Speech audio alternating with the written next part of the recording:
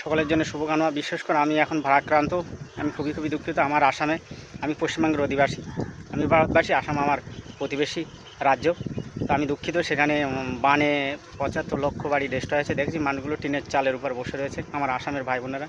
আমি মুসলিমদের কথা বলবো না, মুসলিম অমুসলিম সকলে একটা মানুষের কথা বলবো। আমি দুঃখিত। আমি সৃষ্টিকর্তা ঈশ্বর আল্লাহর কাছে দোয়া করি আসামবাসীকে আল্লাহ হেফাজত করেন।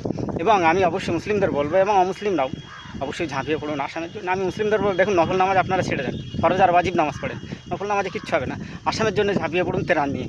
আর এই মুহূর্তে মসজিদ মাদ্রাসা অন্য দান বন্ধ করে আসামের জন্য আপনার তেরান নিয়ে ঝাঁপিয়ে যান, যেমন পাঞ্জাবের জন্য আপনার পড়েছিলেন তেরান নিয়ে। অবশ্যই তার খুব কষ্টের ভিতরে আছে, অনেক ক্ষতি হয়েছে অনেক।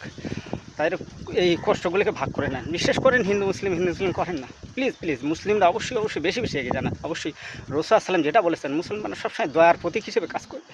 কুনতুম খায়রুম উম্মাতি, মানব জাতির মধ্যে তোমরা শ্রেষ্ঠ উম্মত, শুধু মানুষের উপকার করবে, এটা হয়ে মুসলিমদের নৈতিক দায়িত্ব কর্তব্য। অবশ্যই আপনারা ঝাঁপিয়ে পড়ুন আসামের জন্য। খাদ্য সামগ্রী, ত্রাণ, ওষুধপত্র খুবই কষ্টে আছে আমাদের। ভিডিও অন্তর কাঁপছে। আর আমি অনেক হয়তো বলবে যে আমি দেবো ইনশাল্লাহ, আমি গোপনে, যেহেতু আমাদের ফান্ডিং নেই, আমি গরিব মানুষ কম হিসেবে আমি যতটুকু সামর্থ্য দেবো ইনশাল্লাহ।